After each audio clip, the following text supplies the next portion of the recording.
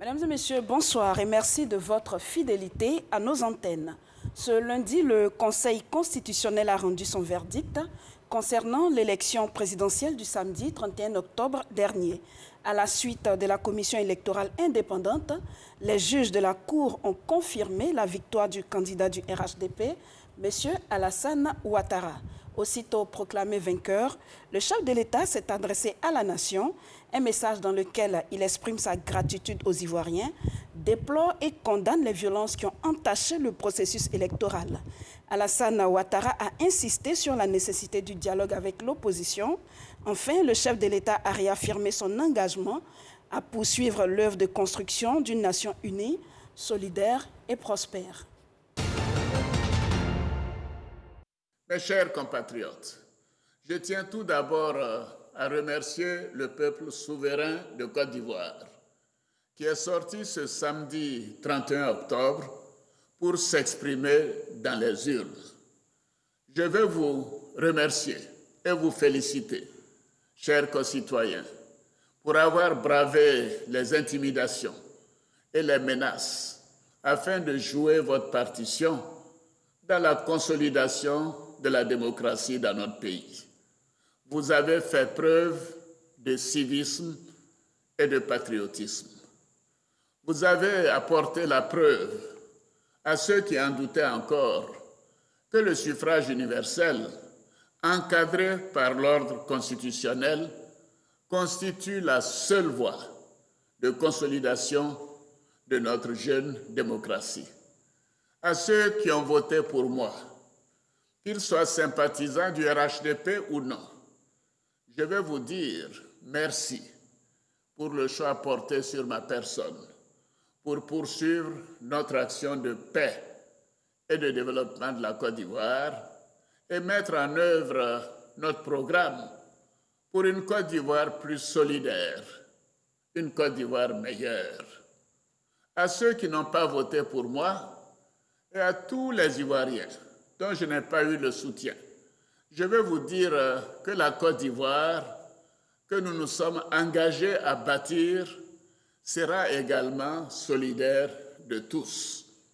Oui, cette Côte d'Ivoire que nous avons à bâtir a besoin de tous ses enfants. Je veux donc vous assurer que je serai le président de tous les Ivoiriens, sans exclusion. Avec nous en plateau pour nous donner les clés de compréhension de ce message, son Excellence Claude Saï Soumaoro, ambassadeur. Bonsoir, Excellence. Bonsoir, Sylvie. Également Sylvain Nguessan, il est analyste politique, directeur de l'Institut de stratégie d'Abidjan. Bonsoir. Bonsoir.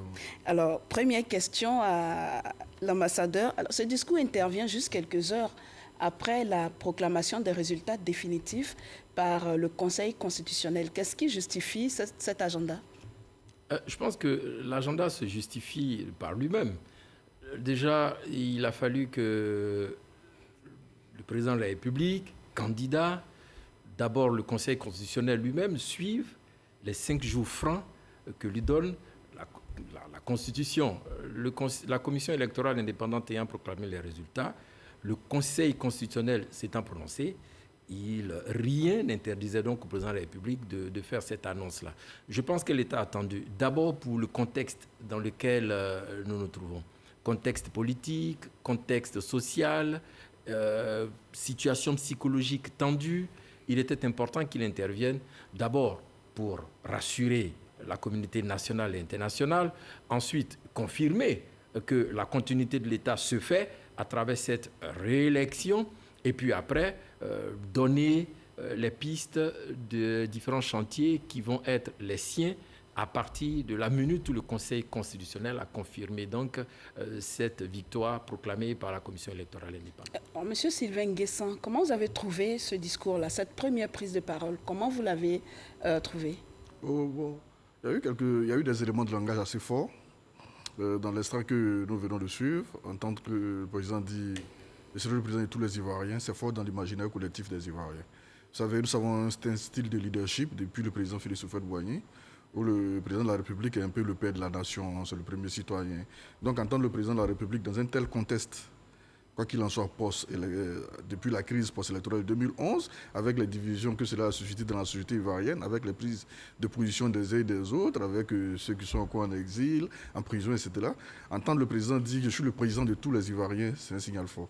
Alors, il est déjà en tant que chef de l'État. Alors, c'est quoi l'intérêt d'insister sur... pourquoi il a tenu à insister là-dessus, selon vous? Bon, certains se sentent marginalisés par la gouvernance, par l'actuelle gouvernance. Ça revient un peu partout, que ce soit dans les discours politiques, que ce soit dans les analyses et même dans les chansons.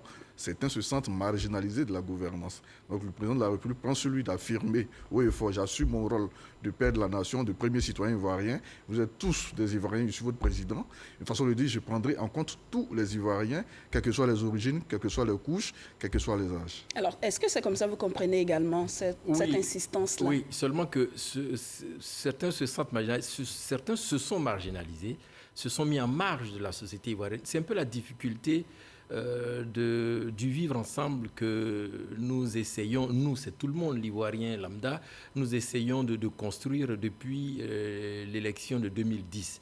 Il est important que être dans un pays, c'est bien, mais bâtir une nation, c'est encore mieux. Or, le vivre ensemble, la notion de vivre ensemble, c'est la notion de bâtir une nation. La nation, c'est l'implication de tous, c'est l'ambition commune qui fait que nous n'avons qu'un seul repère, un seul vase. Et ce vase, c'est la nation ivoirienne. Et il est important, parce que vous savez, la plupart des crises dans nos États africains qui font l'apprentissage de la démocratie, la plupart des crises naissent des élections, les contentieux électoraux. Alors que le président de la République, Ouattara, réaffirme de façon assez ferme qu'il est le président de tous les Ivoiriens, c'est pour dire à tous, il n'y a qu'un seul père de famille. Je suis le père, en dépit de nos antagonismes, en dépit des idées que nous pouvons avoir, rassurez-vous, j'ai le devoir, j'ai la nécessité, j'ai l'obligation de ramener tout le monde autour du repas, de ramener tout le monde autour d'un seul objectif qui est de bâtir la Côte d'Ivoire. Parce qu'au-delà de nos antagonismes, il faut qu'on se retrouve et on ne pourra pas faire autrement que de nous retrouver, que ce soit aujourd'hui ou demain.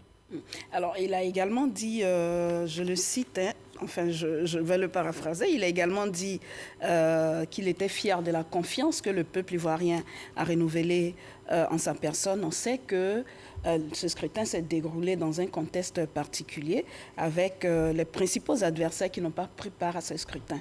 Malheureusement, parce que cette élection de 2020 était l'opportunité de tourner définitivement une page de l'histoire politique ivoirienne. Parce que, en dépit des négociations, il y a eu des ténors qui étaient candidats. Il était important que le processus électoral, que le jeu électoral, qui est le baromètre même de la dimension démocratique dans un État, puisse se faire. C'est dommage parce qu'on aurait, je dis, en dépit des consultations, des négociations, des arrondissements d'angles qui se sont faits, ça n'a pu aboutir. Tout le monde était candidat. Il était bien qu'on parte à cette élection de sorte à clarifier une fois pour toutes et évacuer une fois pour toutes quelques résidus de colère, de haine, mal contenus. Oui, même s'ils estiment que les conditions ne sont pas réunies pour aller à ce scrutin, les conditions de transparence, d'inclusivité qu'ils ont dénoncées. Quel était l'instrument qu'on pouvait avoir donc entre les mains? Étant entendu que depuis 2 ans et demi, 3 ans, j'ai au moins eu cet honneur-là de participer à tous les dialogues politiques. Tout ce qui a été fait, c'est fait autour de la table. Je dis bien tout. Et j'ai eu cet honneur-là. Lorsque le Premier ministre Amadou Gon me faisait l'honneur de m'associer à ces différentes consultations avec le ministre Diakité, ministre de l'administration. Tout. Toutes les innovations qui ont été mises à l'intérieur du code électoral actuel qui a régi ces élections a été le résultat de discussions, de consensus entre différents leaders politiques, de toutes tendances confondues. Il aurait été bien. Alors, comment vous expliquez alors ces griefs? J'ai du mal à le comprendre. Et là, je suis bien obligé de sortir une dimension que j'ai l'habitude d'utiliser. C'est l'ego, c'est les ambitions. C'est, à mon avis, la compréhension que chacun de nous a de l'ambition politique. Je dis toujours qu'on peut avoir un destin national. On peut même se convaincre de l'avoir.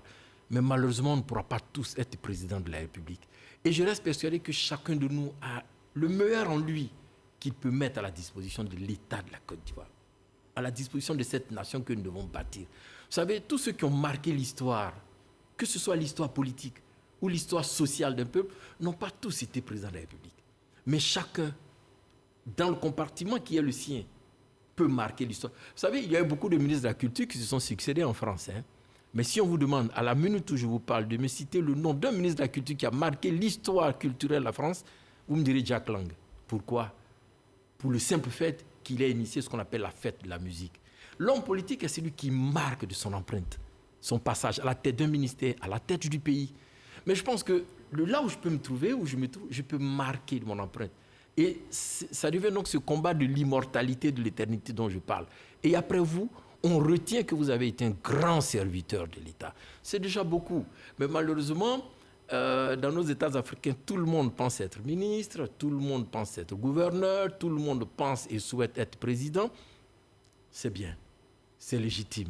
Mais encore faut-il que nous pensions à ceux qui n'ont pas eu cette chance-là d'être parmi l'élite et qui subissent malheureusement.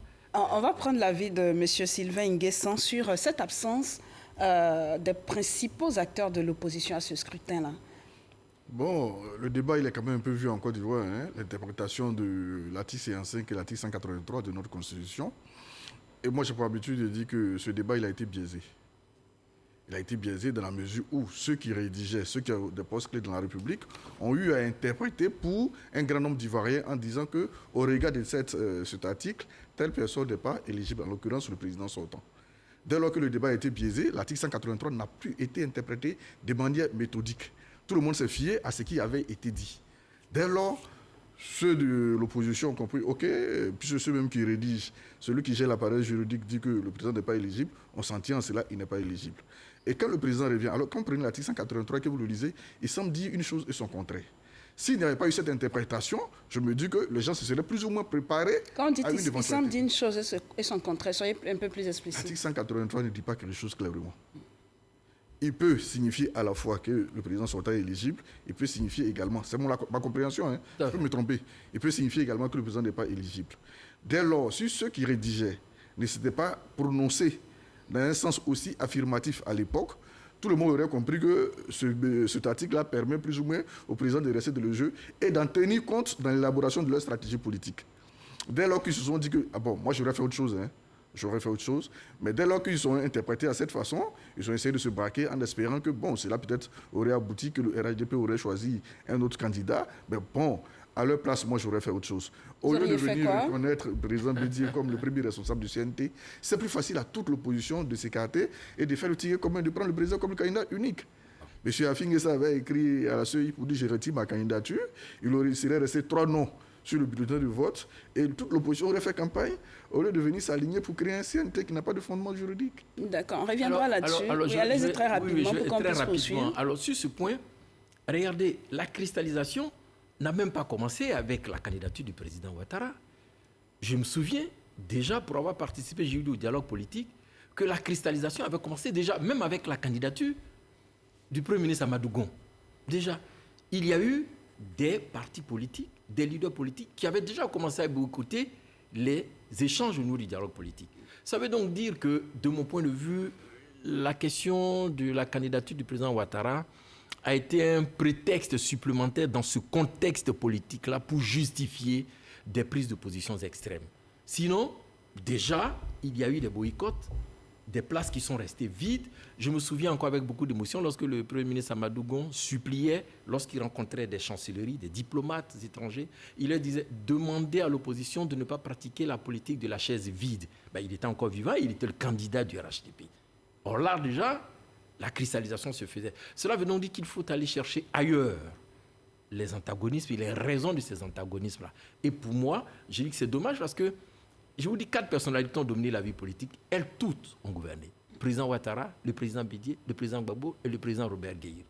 Donc, en principe, une génération devait être en train de procéder à la passation de flambeau à une nouvelle génération. Attention, nouvelle génération ne veut pas dire jeunes, mais à des personnes qui ont un esprit rénovateur, un esprit nouveau. Alors, vous faites certainement allusion au Premier ministre Amadou Gon Coulibaly, que le président n'a pas manqué de citer dans son allocution. Il a également mentionné le ministre de l'administration du territoire, 2 personnalités décédées avant même la tenue de cette échéance. Un commentaire sur cette parenthèse assez malheureuse. Dû à son agenda, nous les humains également, nous avons les nôtres. Si le Premier ministre Amadou Gon était resté en vie, peut-être qu'on n'aurait pas eu tous ces débats. Puisque de toutes les façons, lui n'a pas encore été président une seule fois, donc sa candidature n'aurait pas posé problème. Malheureusement, dû à son agenda, il l'a rappelé pour des raisons qu'il a. Et nous sommes retrouvés, c'est encore regrettable de voir ce grand serviteur de l'État, malgré tout ce qu'on peut lui reprocher politiquement, ce grand serviteur de l'État, ingénieur assez jeune, qui a fait toute la classe politique jusqu'à être Premier ministre. On a eu le temps de lui rendre hommage ici. Malheureusement, il a été rappelé. M. Diakité également, qui, à la veille de ce processus... C'était la cheville ouvrière quand même du processus. Il avait ses entrées un peu partout, dans tous ces partis politiques. Il pouvait taper à des portes à 2h du matin, 1h du matin. Malheureusement, quand ces gens-là sont rappelés, c'est un peu complexe dans le contexte qui prévaut de susciter un consensus. La Côte d'Ivoire a assez de grands serviteurs. Je pense que les choses vont se mettre en ordre. Il y aura un dialogue politique. Alors, pour vous, quand le président Alassane Ouattara fait mention d'Amadou Gon Coulibaly, qui aurait dû être le candidat du RHDP, quand il fait également mention du ministre Sidiki Diakité, chez vous ouvrière du processus électoral, comme on l'a dit tantôt, est-ce une façon de leur dédier sa victoire? Non seulement de leur dédier la victoire, mais c'est de rester conforme aux principes qui habitent le président Ouattara. Vous ne pouvez pas perdre le candidat désigné de votre parti 3 mois d'élection, perdre à 10 jours de l'élection le ministre de l'administration du territoire, qui est la plaque tournante, la cheville ouvrière, en tout cas de l'encadrement, pas de l'organisation, mais de l'encadrement du processus électoral. Vous ne pouvez pas imaginer ce que c'est. Et pour moi, un coup dur, qui a été mon patron, je ne suis pas encore arrivé d'ailleurs à faire ce deuil, c'était quelque chose de très violent. Ce sont toutes ces épreuves-là qu'il faut bien analyser et intégrer dans la démarche du président de la République, candidat à l'élection présidentielle. À un moment donné, vous vous dites, mon Dieu, Seigneur, c'est vrai que l'homme politique, le leader, arrive à surmonter, à marcher sur ses émotions, mais à un moment donné, vous êtes envahi par toutes ces douleurs, et puis vous n'avez qu'une seule obsession, c'est de faire en sorte que tout ce que vous allez faire s'inscrive. C'est là, vous savez, ces morts-là changent les valeurs que nous avons de la vie. Et quand vous écoutez ce discours du président de la République, qui est un très grand discours, vous comprenez qu'il a donc enregistré, emmagasiné toutes ces valeurs et qui font, je ne dis pas que c'est un nouvel homme, mais franchement, il est monté un cran au-dessus pour être le père de tout le monde, et vous l'avez dit vous-même. On ne peut pas perdre toutes ces valeurs et croire que la vie peut continuer comme elle l'était. C'est la raison pour laquelle il dit « j'ouvre les bras, j'ai des bras grands ». Alors, j'appelle tout le monde. On va encore écouter le président de la République qui s'est prononcé sur les violences qui ont émaillé ce processus. Malheureusement, la Côte d'Ivoire continue de compter ses morts. Aujourd'hui, Mbato, hier Toumodi, Yam Sokro. Le président de la République a exprimé sa compassion et son soutien aux victimes et promis que justice sera rendue. On l'écoute encore.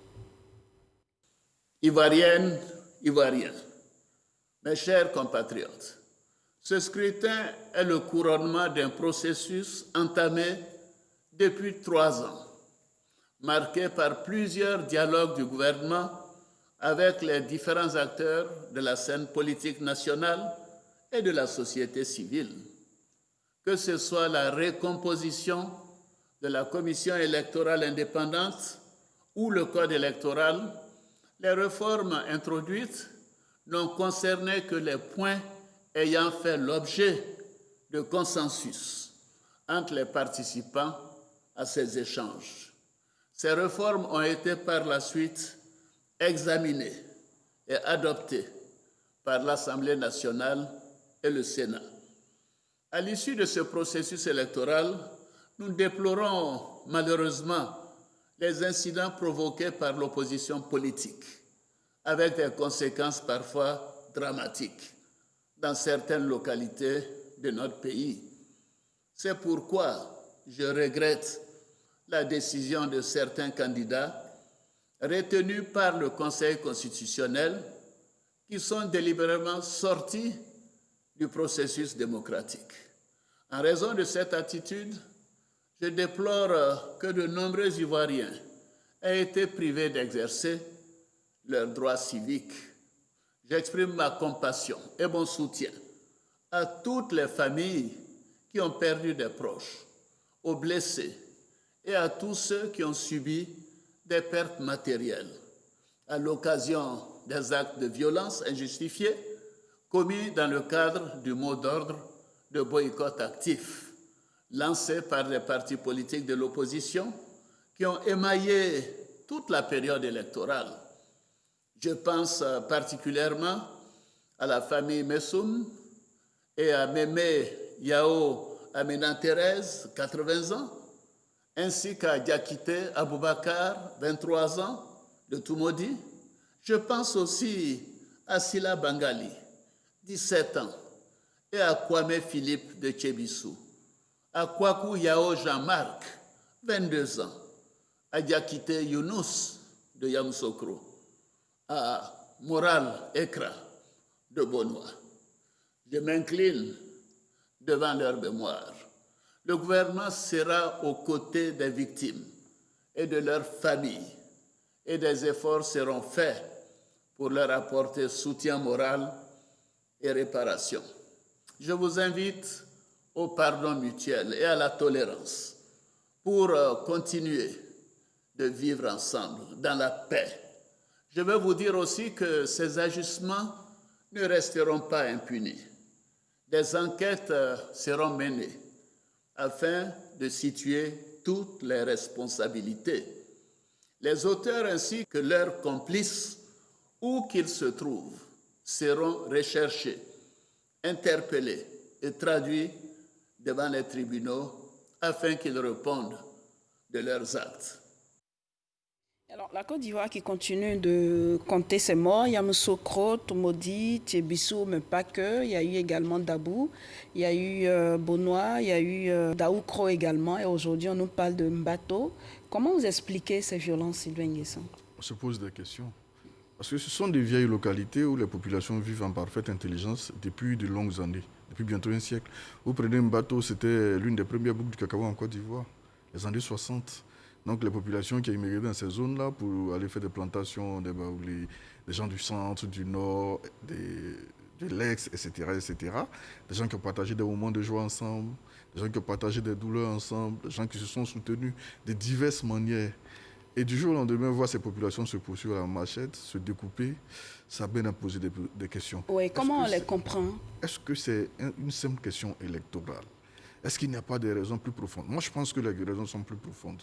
Ce sont des régions qui n'ont jamais connu de crise liée à une élection. Quand on prenait Sakassou, quand on prenait Botro, prenait Brobo, Tumodi, Bongwanou, Ara, aujourd'hui Mbato, ce pas des régions où il y avait des conflits politiques en tant que tels, des conflits liés à des questions électorales. Alors, je me dis qu'il faut creuser davantage pour savoir réellement, est-ce que ce n'était pas un conflit latent qui a vu le jour à la suite d'une élection présidentielle. Je me dis que nous avons une occasion encore de creuser davantage. Vous estimez que l'élection n'est juste qu'un prétexte? Je pense. Voir des gens asperger des maisons de gasoil pour mettre le feu à Tumodi, à Mbato, non. C'est plus fort que ça. Je me dis, nous avons une occasion, là encore, d'engager un processus de justice transitionnelle de façon holistique. Mener des enquêtes comme l'Afrique du Sud l'a fait, comme le Rwanda l'a fait, le Chili, la Bolivie, remonter, à mon humble avis, jusqu'aux années 60. Il faut soigner les plaies qui existent en Côte d'Ivoire depuis cette époque-là. Qu'est-ce qui s'est passé dans le 108? Qu'est-ce qui s'est passé à Sabou? Qu'est-ce qui s'est passé dans le Guébié? Qu'est-ce qui s'est passé? Comment Dr Boka est décédé? Comment celui de Bassam, comment il s'appelle? Moké. Comment Moké est décédé? Comment Biaka Boka, etc.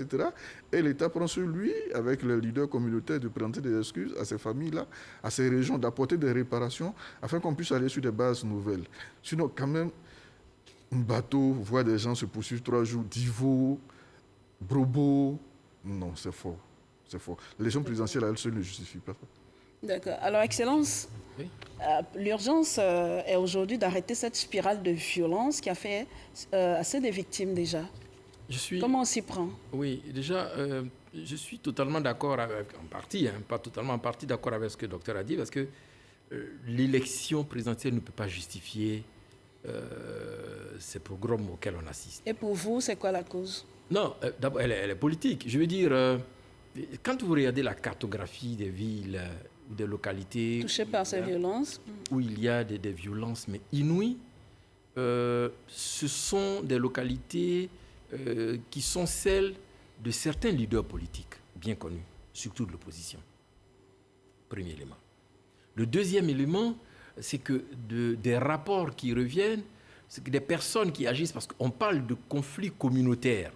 C'est incroyable. Le docteur l'a dit, vous avez dans les zones de l'ouest, dans la zone de l'ouest montagneux, mais une forte population de personnes venues de Daoukro, de Didiéville, machin, qui y vivent.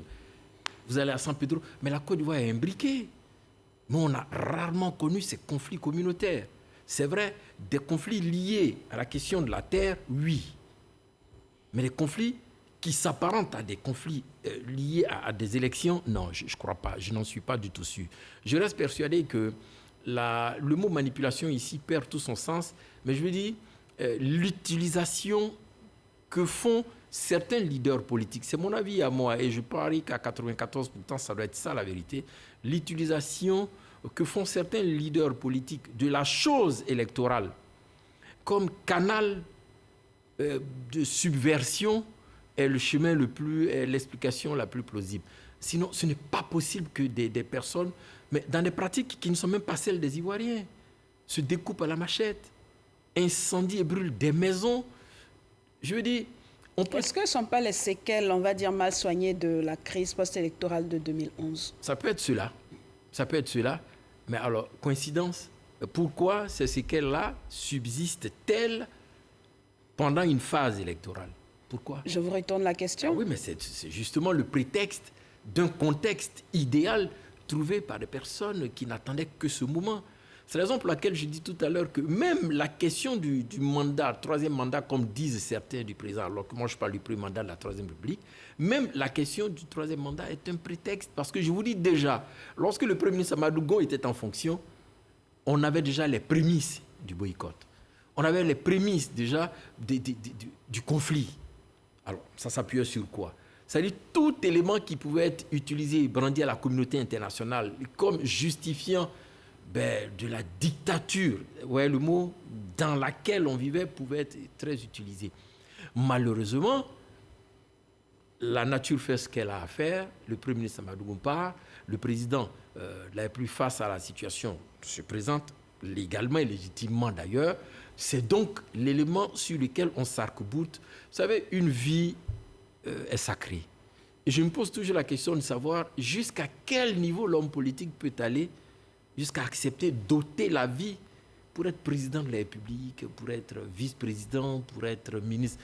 Je cherche à comprendre, mais là, je me mets dans la peau vraiment de l'humaniste ou du spiritualiste, mais qui voit un culte particulier à la vie sacrée que nous sommes en train de mener. Je ne sais pas ce qu'on peut faire de plus dans la vie que de vouloir parfaire notre âme, de la curer, puis d'être bien, plutôt que de courir après ces honneurs, la luxure, la dorure du pouvoir. C'est vraiment dommage. Or, c'est dans cela que nous nous trouvons. Et alors aujourd'hui, comment on arrête cette spirale de violence? Mais c'est déjà, et le président l'a dit à travers son discours, la main tendue. Cette main tendue n'est pas seulement que de la rhétorique. La main tendue est le symbole de l'unité qu'on doit construire. C'est avec humilité que le premier responsable, donc le père de la nation que nous sommes en train de construire, dit « Je tends la main ». Je donne donc les gages de l'unité que je souhaite que nous fassions. Et puis ensemble, asseyons-nous pour voir. Mais qu'est-ce qui ne va pas? Mais qu'est-ce qui fait qu'on ne puisse pas reconnaître notre Côte d'Ivoire, qui est pourtant assise, cette Côte d'Ivoire, sur des piliers. Et l'un des piliers sur lesquels repose la Côte d'Ivoire, mais c'est la dimension spirituelle. Or, la dimension spirituelle ne peut pas s'embarrasser vraiment des questions de meurtre, d'assassinat et autres. C'est un des piliers sur lesquels repose la République. Alors, le président de la République a parlé dans cet extrait, vous l'avez entendu, de pardon. En même temps, il promet que des enquêtes seront menées et les auteurs répondront devant la justice. Vous avez parlé tout à l'heure de justice transitionnelle en citant le cas Afrique du Sud, le cas du Rwanda. La justice transitionnelle version ivoirienne, ça peut ressembler à quoi? Ça peut ressembler à beaucoup de choses. Il faudra questionner les anciens. Quelles étaient les méthodes de résolution des conflits entre communautés, entre populations. Vous prenez une région comme Gagnoa, le canton de Dri, la zone de Guibérois, était à l'époque une région où, quand vous avez commis un crime, vous pouviez aller vous cacher. Une fois que vous arrivez dans la région de Guibérois, dans le canton de Dri, vous n'êtes plus poursuivi. Mais quand vous sortez de là-bas, vous pouvez être poursuivi. Donc, quand on interroge la chambre des rois, des chefs traditionnels, on pourra trouver beaucoup de mécanismes extrajudiciaires comme ça. Il y a déjà là-bas la plaisanterie, il y a les sacrifices des rituels qui ont été faits comme à Tabou, quand il y a eu là-bas du jeune homme assassiné du temps par les Burkinabés, etc., etc. Il faudra creuser. Le Rwanda a creusé pour trouver les gachacha. L'Afrique du Sud a sorti la commission Vérité, Dialogue et Réconciliation. Ce n'est pas forcément en copiant sur les autres qu'on pourra, mais en creusant dans la sociologie ivoirienne, dans l'histoire ivoirienne, dans la psychologie ivoirienne, on pourra trouver des méthodes. Alors pour vous, il faut un modèle ivoirien, un modèle implanté dans les traditions. Voilà. Quand un Sénoufo rencontre un gourou, tactiquement, il y a des choses qui se font qui ne traversent pas certaines frontières.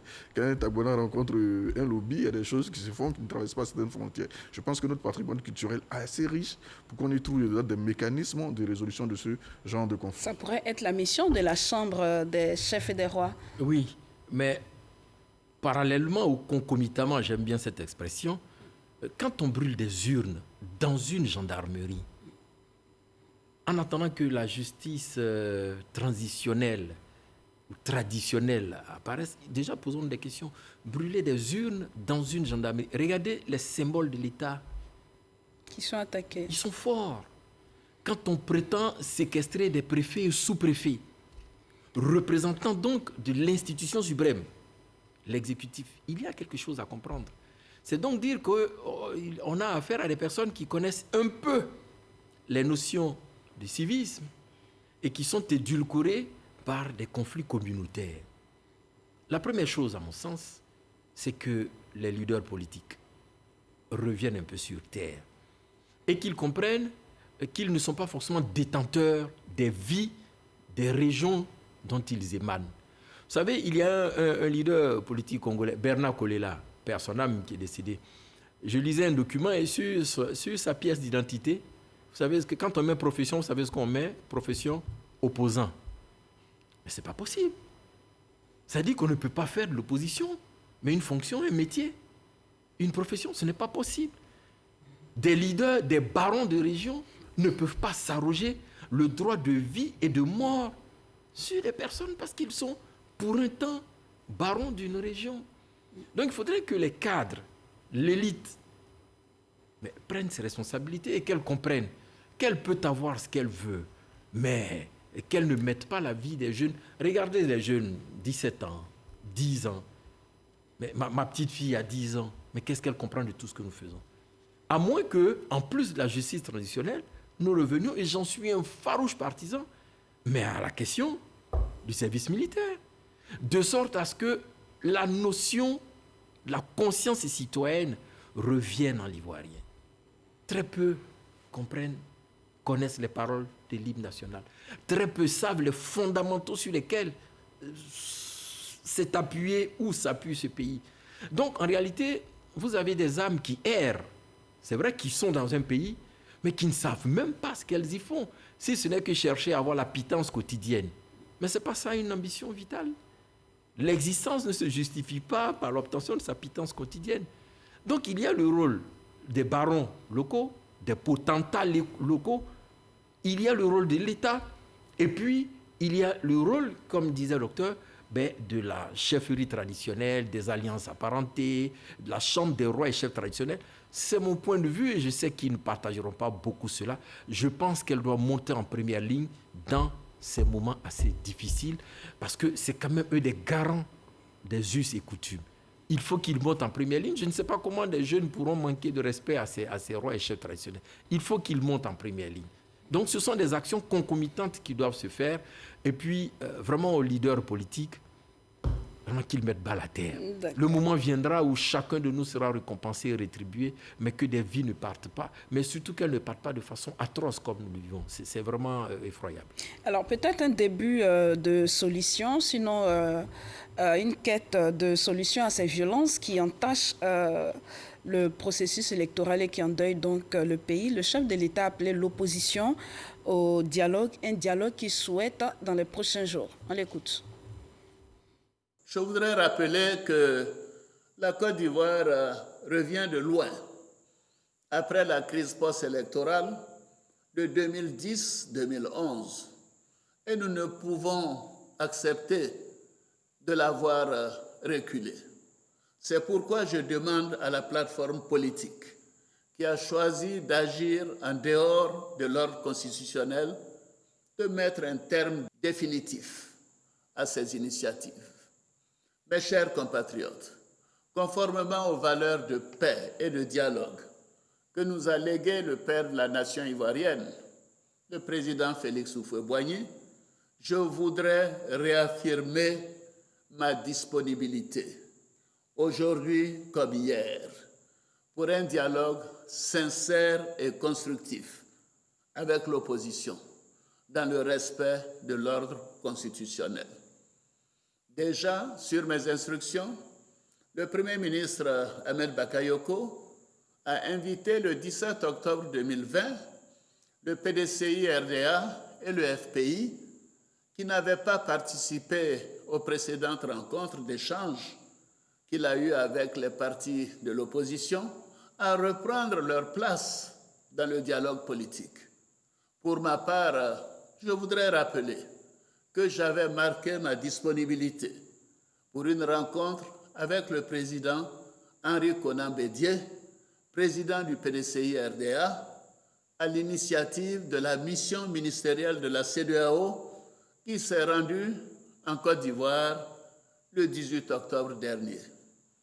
Je voudrais donc inviter mon aîné, le président Henri Konan Bédié, président du PDCI-RDA, à une rencontre dans les tout prochains jours pour un dialogue franc et sincère en vue de rétablir la confiance. Je demande à tous nos concitoyens, dans un élan d'apaisement des esprits et des cœurs, d'œuvrer pour maintenir et renforcer la paix et le vivre ensemble sur toute l'étendue du territoire national. Nous avons tant à faire ensemble pour construire et consolider notre nation. Réaction sur cette main tendue, cette disposition au dialogue avec l'opposition? C'est une bonne chose. Le dialogue politique a quand même déjà commencé. On a lu sur les réseaux sociaux que le président Laurent Gbagbo a appelé le Premier ministre Ahmed Bakayoko. C'est déjà un signal assez fort. Le président Laurent Gbagbo qui est resté un peu en retrait de tout ça depuis 9 ans. La première personnalité qu'il appelle en Côte d'Ivoire officiellement, c'est un leader de l'opposition, directeur de campagne du président Alassane Ouattara, Premier ministre. C'est un symbole déjà assez fort, c'est-à-dire que le dialogue politique, c'est de cette Côte d'Ivoire qu'on rêve. Cette Côte d'Ivoire où, malgré nos divergences politiques, que Laurent Gbagbo appelle Ahmed Bakayoko pour lui dire, mon ministre, voilà. Oui, monsieur le président, j'ai compris, je prends acte, je ferai de mon meilleur pour que la situation puisse s'apaiser. Le dialogue politique a déjà débuté. Dès lors que le président Gbagbo appelle le Premier ministre Ahmed Bakayoko, je ne vois pas le FPI refuser de participer à une rencontre avec eux, puisque le président lui-même l'a déjà initié. Et entendre le président Alassane Ouattara demander une rencontre avec le président, c'est tout à fait légitime, c'est tout à fait souhaitable. Alors, pourquoi le président Henri Konan Bédié et pas les autres? Bon, la coalition comporte déjà beaucoup de leaders. Si on veut attendre d'avoir peut-être 20-30 leaders de la coalition, on ne sait pas quand est-ce qu'on pourra réunir tout ce monde. Je me dis qu'à court terme, on ne va pas leur fixer des agendas, mais si dans les 72 heures ou les 48 heures, le président Bédié, le président Ouattara peuvent se mettre ensemble pour un appel au calme, les populations au calme, je pense que ça pourrait apaiser déjà beaucoup de choses dans plusieurs localités. On a vu un bateau avec les atrocités d'aujourd'hui, on ne sait pas ce qui va arriver demain. Si déjà dans le court terme, avant le dialogue politique, avant tous les agendas, avant de répertorier tous ceux qui vont participer, avant de voir les points sur lesquels ça va porter, où ça aura lieu, si déjà il peut y avoir un appel des populations au calme pour que ces assassinats puissent prendre fin, ce serait déjà souhaitable.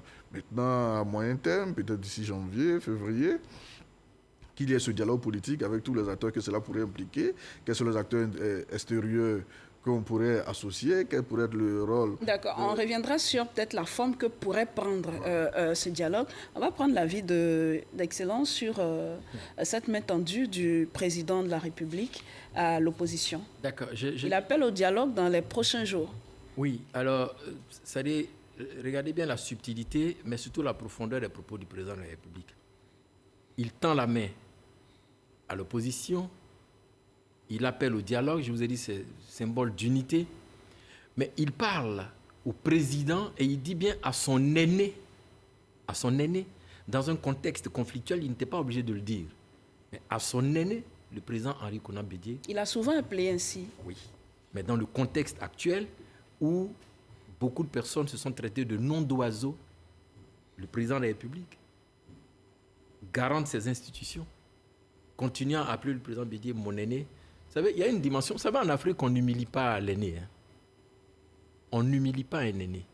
On fait en sorte que tout se passe bien jusqu'à ce que l'aîné lui-même démontre qu'il n'a vraiment pas besoin de tous ces égards-là.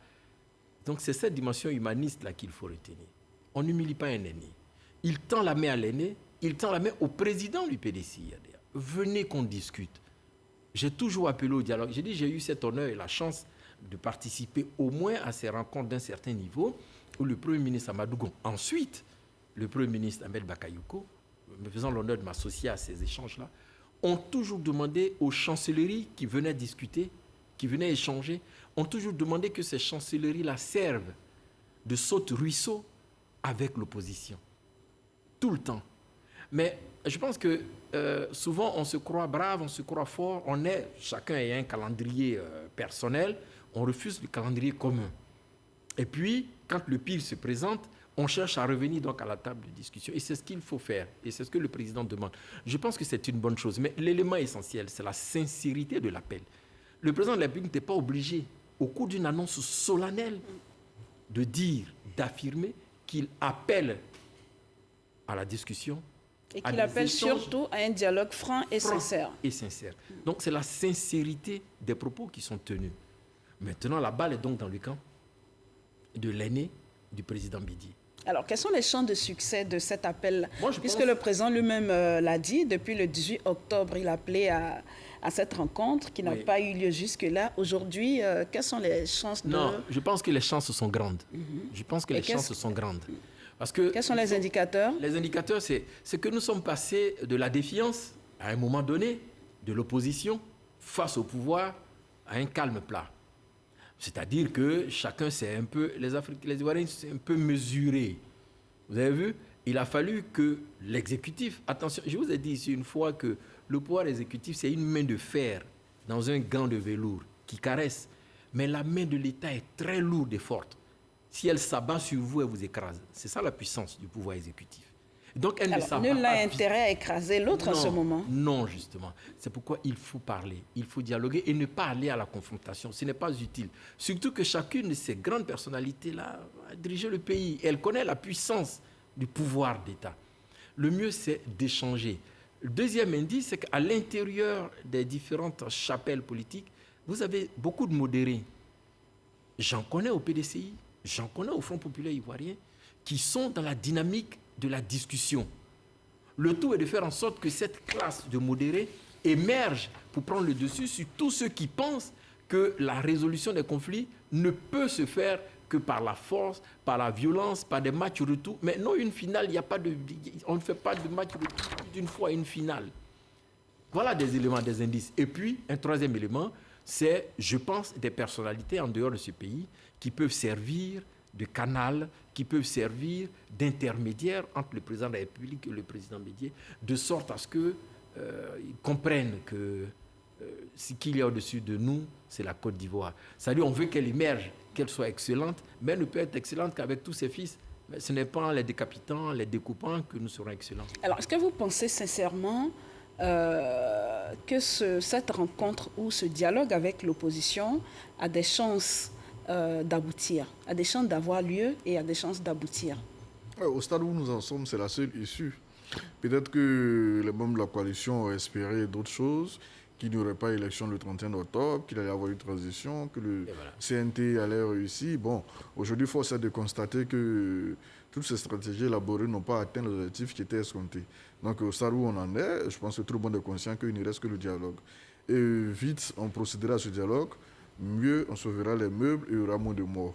Donc, d'ailleurs, dans les rangs de l'opposition déjà, de la coalition, certains leaders ont commencé à prendre un peu de distance par rapport Bon, on a lu dans certains médias, mais officiellement hier, M. Amontano a pris quand même ses distances, non pas de la coalition, mais du CNT. Et les derniers papiers du PDCI qu'on a lus, le président Bidier n'a plus le titre de président du CNT, mais président du PDCI-RDA. Et M. Bion également a parlé au nom du PDCI-RDA. Donc je pense qu'au stade où on en est, tout le monde est conscient que, bon, le 31 octobre est en train de s'éloigner de nous. Il faut organiser un dialogue politique, sauver des vies, sauver la Côte d'Ivoire et puis voir les batailles à venir, la législative. Alors pour vous, quelles pourraient être les conditions de succès de ce dialogue-là? L'opposition ne viendra pas à la table de discussion les mains vides. Le pouvoir également ne cédera pas tout. Qu'est-ce qu'on doit faire? Quelles sont les conditions réellement pour qu'on puisse réussir? Négociation, chacun vient un peu. Bon, il y aura forcément une équipe qui va piloter ce dialogue politique-là, comme cela s'est vu dans l'histoire de la Côte d'Ivoire, sous le temps du président Gbagbo, etc., etc. Donc, il y aura une équipe qui va piloter, qui va réceptionner certainement les différents agendas, que ce soit celui de l'opposition et du parti au pouvoir, avec les différents points qui sont à discuter. J'imagine la réforme de la CEI. L'opposition a déjà fait savoir ces points. Hein. La réforme de la CEI, l'audit de la liste électorale, découpage administratif, quoi encore. Bon, je pense que c'est l'essentiel qui est là. Pour le parti au pouvoir, va essayer de faire entrer certains éléments. Je pense le civisme, reconnaître le président de la République, respecter les droits de la République, etc., etc. Et puis, bon, un agenda sera mis en place. Ils vont négocier comme ce qu'on a vu à Makoussi. Mais il serait souhaitable que pour cette fois, cela ait lieu en Côte d'Ivoire. Et moi, je souhaiterais que cela soit dirigé par des Ivoiriens. On a des hauts cadres de l'administration ivoirienne qui peuvent piloter ce dialogue-là. Je pense à Bamba Cheikh Daniel, je pense à Vincent Tobi, je pense à Gervais Koulibaly et bien d'autres doyens. Même le doyen Fologo peut piloter ça. Il faudra encore qu'il fasse l'unanimité auprès des deux parties. Oui, il faut qu'on trouve des Ivoiriens, ça va. Il y a un conflit entre nous Ivoiriens. La Côte d'Ivoire est assez vieille, 60 ans maintenant. Nous avons des cadres à l'interne qui peuvent piloter ce projet-là. Alors, certains parlent de discours... Allez-y. Non, allez-y. Alors, certains parlent de discours d'ouverture. Est-ce qu'on tend vers un gouvernement d'ouverture aussi? Est-ce que ça serait une solution? Bon, le président Gbagbo semble avoir déjà anticipé sur tout ça, en disant qu'il a dirigé des gouvernements d'ouverture avec des ministres que ce n'était pas la solution. Il faut laisser, à quelque sorte, il faut laisser celui qui est élu diriger le pays avec des hommes. Mais moi, je pense à un symbole fort. Je rêve peut-être. Imaginez la leader syndicaliste emprisonnée. Balé, Pulchéry, sorti de prison et nommé ministre par le président Alassane Ouattara. Sans associer les partis politiques. Mais la société civile, ça serait vraiment une grande crispation. Je rêve, hein, comme on l'a vu, Côte d'Ivoire a été façonné tous par Oufoué. Peut-être qu'il nous a gâtés, les gâtés. On a vu les Beaux-Arts d'Ovaï sorti de prison, devenu ministre de l'Agriculture. Moi, j'imagine Pulchéry Balé sorti de prison, ministre de... même si les partis politiques ne rentrent pas dans le gouvernement, mais quand même, ça va baisser vraiment la tension. Allez-y. Alors, deux points. Le premier, avant même de penser au format du dialogue, il faudrait déjà que le premier pas soit franchi. Je pense que les têtes fortes qui cristallisent la vie politique ivoirienne, c'est le président Ouattara, c'est le président Bédié, c'est le président Gbagbo. Que le président Gbagbo appelle le Premier ministre Ahmed Bakayoko, vous l'avez dit, c'est un geste fort.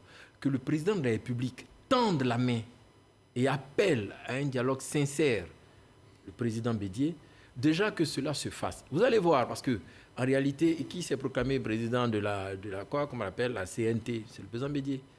Donc, s'ils se mettent, ils discutent, ils échangent, ça repose sur quoi en réalité? Sur rien du tout.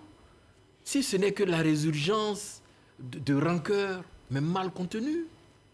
Sinon, il s'agit de quoi? Du développement de la Côte d'Ivoire. On a quand même des yeux pour savoir que cela se fait. Et le président nous dit, à travers ce discours, que le cap sur lequel il veut se diriger, c'est la transformation économique et sociale de la Côte d'Ivoire. C'est clair, c'est défini. Donc, mettons-nous ensemble pour travailler. Ce n'est pas compliqué. Se mettre ensemble pour travailler ne peut pas nécessiter qu'on sacrifie des vies, même si c'est le charbonnier. Mais le charbonnier est roi chez lui. On ne peut quand même pas, au nom de la dimension élitiste que nous arrogeons, mais priver des personnes de leur vie. Ce n'est pas possible. Donc déjà que cette discussion se fasse et que l'opposition comprenne. Vous savez, le discours du président, c'est vrai qu'on est allé très rapidement, mais l'un des premiers paramètres, c'était de saluer et d'affirmer la légalité et la légitimité de ce processus électoral. Qui l'a dit? C'est fini, c'est réglé. La deuxième chose, c'était de réaffirmer l'autorité et la responsabilité de l'État. Donc des institutions républicaines. Donc, en respectant ces institutions, il est dit lui-même, en procédant à l'assistance aux victimes, en apportant aide et ceci, en réaffirmant l'autorité de l'État, son rôle, c'est aussi de faire en sorte que tous les enfants se réunissent. Donc, que l'opposition, elle aussi, elle comprenne. Vous savez, le jeu politique, c'est cela, c'est des jeux d'intimidation et de force. Mais quand tu as perdu la face, tu l'as perdu, et tu reviens à la table de discussion pour voir ce que tu peux engranger comme dividende. Alors, on va terminer dans 2 minutes. Pour vous, le prochain acte, ça sera quoi après ce discours?